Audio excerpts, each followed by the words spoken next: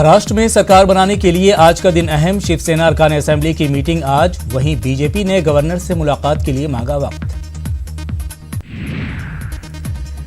PM Modi ने अयोध्या मामले पर अपनी काबीना के साथियों को दी सलाह। कहा, अदालत के फैसले को खंदा-पेशानी से कबूल करना चाहिए। अयोध्या मामले पर गैर जरूरी बयानबाजी से गुरेज करे लीडरान। अयोध्या फैसले के तनाजुर में पूरे उत्तर प्रदेश में सिक्योरिटी सख्त। अयोध्या के आसपास हाई अलर्ट। रियासती हुकूमत के साथ साथ मरकजी हुकूमत भी रख रही है नजर। आज वजीर आजम मोदी हिमाचल ग्लोबल समिट में कर सकते हैं शिरकत। धर्मशाला में कल तक जारी रहेगा प्रोग्राम। सरमायाकारी के फरोग के लिए मुनक्किद किया जा रहा है प्रोग्राम। वजीर आजम नरेंद्र मोदी 9 नवंबर को करतारपुर कॉरिडोर का करेंगे इफ्तिताह। 12 नवंबर को करतारपुर जाने वाले सिखों के काफिले को कहेंगे अलविदा। झारखंड असेंबली इंतखाबात की तारीखों के ऐलान के साथ ही सियासी पार्टियों की तैयारियां जारी। आज बीजेपी जारी कर सकती है अपने उम्मीदवारों की फहरिस्त।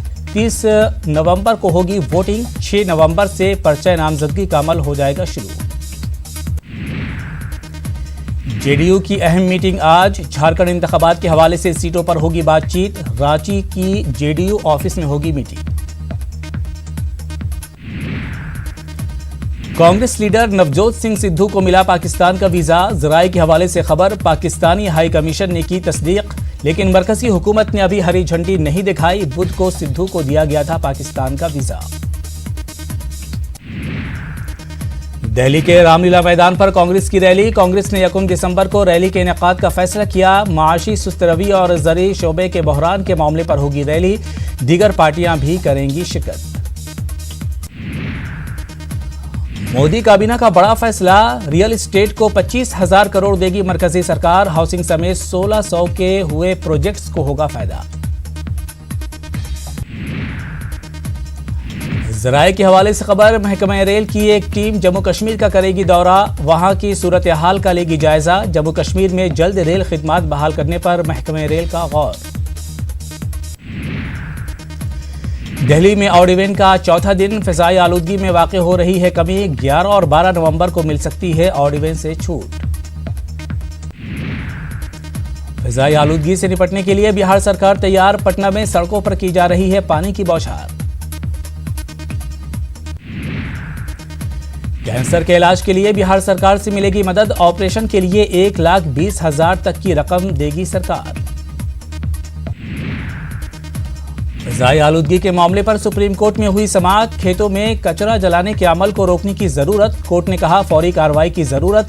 जस्टिस मिश्रा ने कहा, ऐसा लगता है कि अफसरों और हुकूमत के बीच कोई तालमेल नहीं है।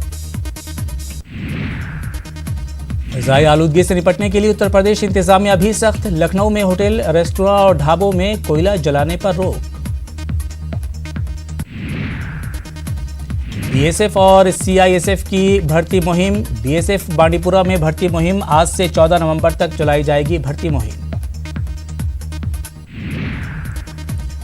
कर्नाटक में टीपू जयंती का मामला। कर्नाटक हुकूमत ने हाईकोर्ट से कहा, माजी की तरह हम 10 नवंबर को टीपू जयंती नहीं मनाएंगे और न किसी को रोकेंगे। हाईकोर्ट ने कर्नाटक हुकूमत अपने फैसले पर नजरसारी करने की दी हिदायत।